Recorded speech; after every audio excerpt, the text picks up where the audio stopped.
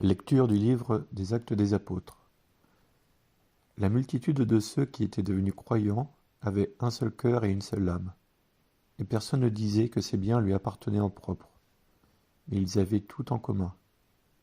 C'est avec une grande puissance que les apôtres rendaient témoignage de la résurrection du Seigneur Jésus, et une grâce abondante reposait sur eux tous. Aucun d'entre eux n'était dans l'indigence, car tous ceux qui étaient propriétaires de domaines ou de maisons les vendaient, et ils apportaient le montant de la vente pour le déposer aux pieds des apôtres. Puis on le distribuait en fonction des besoins de chacun. Il y avait un lévite, originaire de Chypre, Joseph, surnommé Barnabé par les apôtres, ce qui se traduit « homme du réconfort ». Il vendit un champ qu'il possédait et en apporta l'argent qu'il déposa aux pieds des apôtres. Le Seigneur est roi, il s'est vêtu de magnificence. Le Seigneur est roi, il s'est vêtu de magnificence. Le Seigneur a revêtu sa force. Le Seigneur est roi, il s'est vêtu de magnificence. Et la terre tient bon, inébranlable, dès l'origine ton trône tient bon, depuis toujours tu es. Le Seigneur est roi, il s'est vêtu de magnificence. Tes volontés sont vraiment immuables, la sainteté emplit ta maison, Seigneur, pour la suite des temps.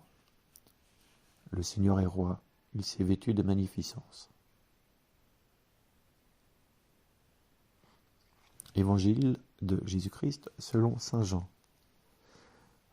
En ce temps-là, Jésus disait à Nicodème, « Il vous faut naître d'en haut, le vent souffle où il veut, tu entends sa voix, et tu ne sais ni d'où il vient, ni où il va. Il en est ainsi pour qui est né du souffle de l'Esprit. » Nicodème reprit, « Comment cela peut-il se faire ?» Jésus lui répondit, « Tu es un maître qui enseigne Israël et tu ne connais pas ces choses-là ? Amen, amen, je te le dis. Nous parlons de ce que nous savons, nous témoignons de ce que nous avons vu, et vous ne recevez pas notre témoignage. Si vous ne croyez pas lorsque je vous parle des choses de la terre, comment croirez-vous quand je vous parlerai des choses du ciel ? Car nul n'est monté au ciel sinon celui qui est descendu du ciel, le Fils de l'homme.